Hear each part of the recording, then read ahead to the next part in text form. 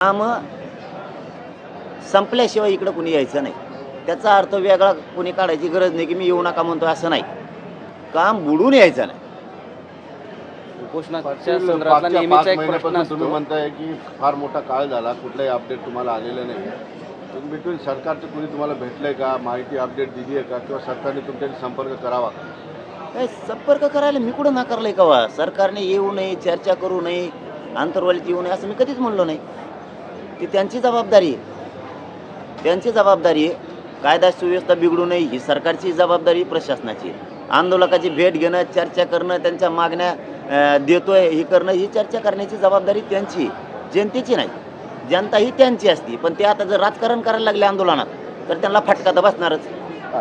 चलो धन्यवाद. या एक प्रश्न असा आहे की जानेवारीमध्येच तुमच्या उपोषणाच्या वेळेस उच्च तंत्र शिक्षण मंत्र्यांनी एक पत्र काढलं होतं की मुलींना KG to PG शिक्षण फ्री, पण त्या संदर्भातला अजून कुठलाही निर्णय झालेला दिसत नाही. आता प्रवेश सुरू झालेले आहेत, त्यावर तुम्ही काही 1-2 महिन्यापूर्वी पण बोलला होता. हो, मी मागेही सांगितलं होतं, पण वरून निरोप होता तसा आहे की ॲडमिशन सुरू झाल्याच्या नंतर मुलीला मोफत शिक्षण दिलं जाईल.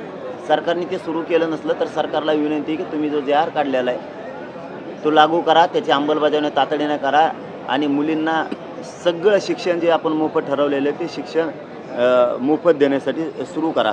आणि याच्याच बरोबर जे ECBCतून पोरांनी फॉर्म भरलेले आहेत नोकर भरतीसाठी, शिक्षणासाठी, तर ज्यांचे कुणबी प्रमाणपत्र मिळाले त्यांना ECBC सोडून कुणबीमध्ये म्हणजे OBCमध्ये फॉर्म भरता आला पाहिजे.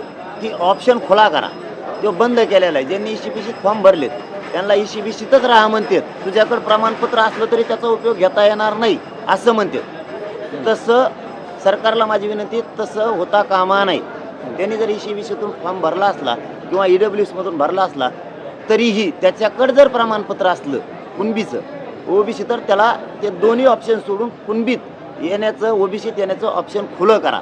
हे मी जाहीरपणानं सरकारला विनंती करून सांगतोय, कारण त्याशिवाय पर्याय नाही. आणि जे प्रमाणपत्र नोंदी निघाल्या, ज्यांचे प्रमाणपत्र मिळाले त्यांनाही तातडीनं प्रमाणपत्र लवकर द्या, कारण ते थांबून धरले. सगळे प्रमाणपत्र बऱ्याच जागेवर थांबून धरले. आता मुलाला शिक्षणाला लागणार आहेत ते प्रमाणपत्र त्यांना वापस त्यांना दिले जात नाहीत तातडीनं. ते ताबडतोब त्याचा सगळ्या काय तुम्हाला सर्वे करायचा आहे काय म्हणते ते सगळं करून ताबडतोब द्या. बंद केलेली ती सुरू करा. पाटील साहेब, पहिलं उपोषण होतं मराठा आरक्षण देण्यासाठी, त्यानंतर त्याच उपोषणाचे सगळे प्रश्न सोडवण्यासाठी 3 उपोषणं करावे लागले. आता 4थं उपोषण आलं आहे. या सगळ्या काळामध्ये आता 1 वर्षाचा काळ गेला, मात्र अजूनही तुम्हाला जे हवं आहे ते सरकार देत नाही आहे, मिळत नाही आहे. कुठेतरी फसवणुकीची जाणीव आहे. 100%च पुढच्या वड्यात चाललंय. पण मी बी थांबणारातला नाही, कारण मी सरकारशी इमानदार नाही राहू शकत, समाजाशी इमानदार राहणार आहे. त्यामुळं मी हे लावून धरणार आहे. मिळेपर्यंत मी करत राहणार. पण कोण फसवत आहे मग वारंवार आश्वासन देतो? नाही, आता ह्यावेळेस नावच घेऊ, नाही जुळलं तर काय करावं मग त्याला. ह्यावेळेस आता कशी समाजाची फसवणूक केली जाते, ह्यावेळेस नावच घेऊन सांगू, कारण आता आपल्याला नाविलाजानं त्यांनी राजकारणात ढकललं असं म्हणावं लागेल. तुम्ही एवढी गर्दी केली, मोठे मोर्चे निघाले, अगदी मोठी सभा, म्हणजे अशी सभा कोणी पाहिली नाही, अशा पद्धतीची सभा झाली, तरी सुद्धा सरकार आश्वासनाव्यतिरिक्त गांभीर्यानं घ्यायला तयार दिसत नाही. सरकारला मग आता पुन्हा एकदा तशीच जनता बघायची असली आणि आश्वासनाचे फसवणूक करायची नसली तर काहीच नाही. नुसतं एक हाक दिवस तर दमी.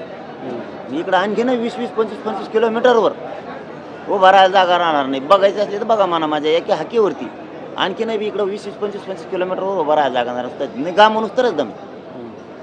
लोकसभा निवडणुकीच्या निकालानंतर काही महाविकास आघाडीतले काही खासदार तुम्हाला भेटायला आलेले होते काल रात्री, परवा रात्री. नाव घेऊन बोलला, बंडू जाधव आले आणि म्हणाव त्यांना सांगितलं काय खासदार. हां बोला. नाही, आता महाराष्ट्रातले बघा सगळ्याच पक्षाची तील ही जागाचा शिगीद कोणाला नाही म्हणता येत. ही अंतरवाली इथं आल्याच्या नंतर आम्ही शुभेच्छा देतोय सगळ्याच पक्षाच्या. जे खासदार झाले त्यांना मराठ्यांचं मत पडलेलंच. जे ते इमानदार आहे, जे ते नाही आहे बागलं की बागलं असं असतंय काय कायचं. परंतु सगळ्याच पक्षाच्याला केलंय मराठ्यांनी, असं काय कुठं भेदभाव केलेला नाही. ते आभार मानायला आले होते का ते? येऊन भेटतेत, अंतरवालीत येतात, भेटतेत. मग आता आल्याच्या नंतर का मी हाकून देऊ? पाटील, विजय तुम्हाला अर्पित केलेल्या लोकांनी येत आहेत सध्या भेटायला, त्या सगळ्या खासदारांना तुमचं सांगणं काय, सूचना काय? नाही नाही, आणखीन नाही केल्या, करीन ना नंतर. जे खासदार आले त्यांनी तुम्हाला विजय तुम्हाला अर्पण केला, त्याच्यात ते बोलणार आहेत, या सगळ्या गोष्टी होणार आहेत भविष्यात. बोलतीनच ना, मराठीनं मतं काय सगळ्या पक्षातल्या खासदारांना उगाच केलंय का मग?